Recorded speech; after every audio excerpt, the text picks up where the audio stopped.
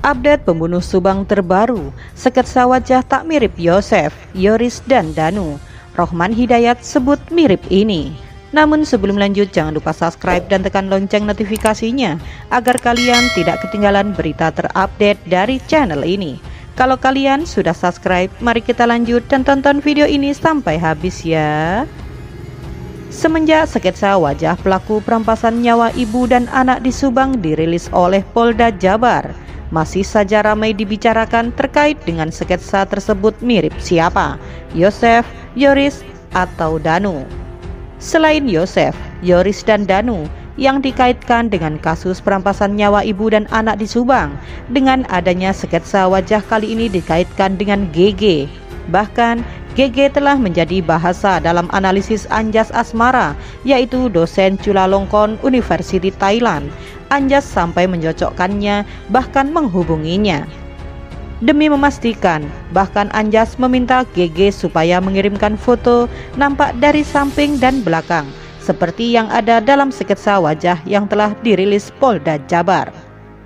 Kemudian, Anjas juga mendapatkan kiriman potret dua sosok pria lainnya setelah dicocokkan sama sekali tak ada kemiripan. Sebab, dalam sketsa wajah tersebut, nampak sosok yang masih muda, bahkan banyak mengira Muhammad Ramdhanu alias Danu. Akan tetapi, tentu saja dibantah oleh pihak keluarga maupun Danu sendiri, bahwa Danu justru lebih muda.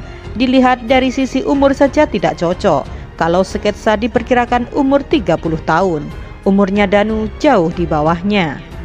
Ahmad Taufan Sudirjo, kuasa hukum, menyatakan jika dalam sketsa tersebut bukan Danu.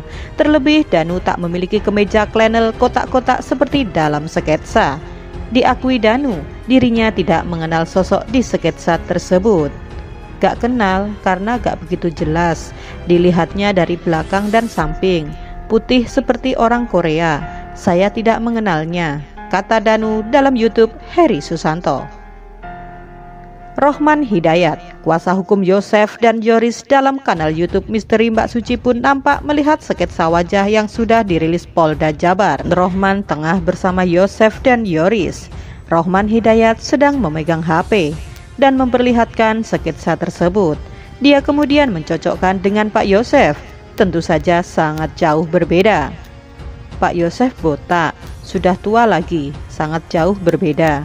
Yoris juga lihat tampaknya jauh dari apa yang ada dalam sketsa wajah, meski hanya terpaut 2 tahun, karena sketsa wajah itu diperkirakan berumur 30 tahun, sedangkan Yoris berusia 32 tahun, ujarnya.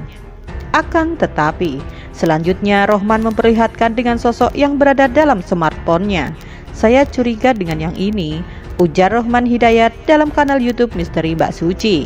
Bahkan, diakui Rohman Hidayat, dirinya yakin jika wajahnya begitu mirip tinggal dibalikkan posisi belakangnya saja.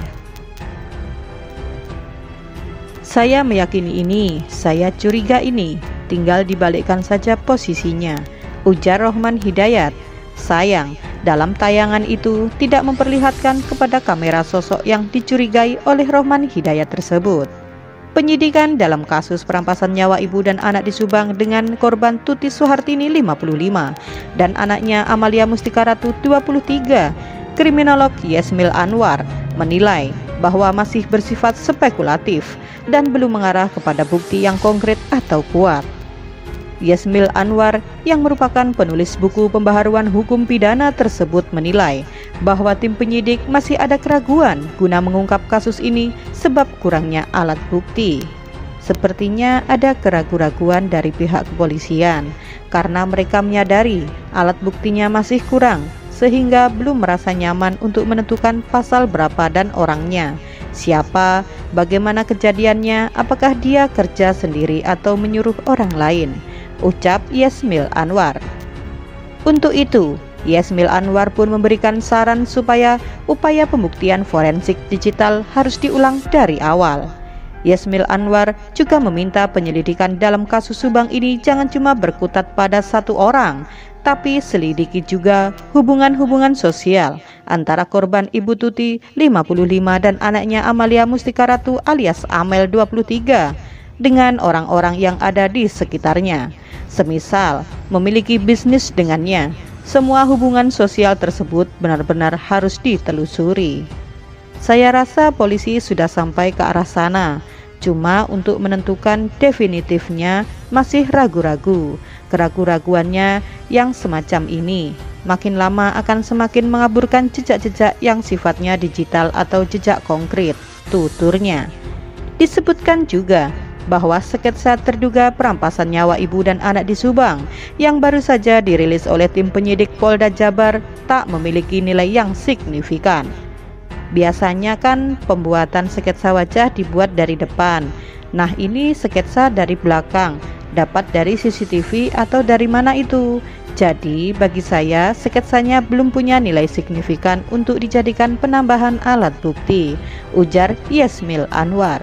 Terima kasih sudah menonton video ini sampai habis ya guys. Jangan lupa like, comment, and subscribe. Dan sampai jumpa di video selanjutnya. Tetap patuhi protokol kesehatan.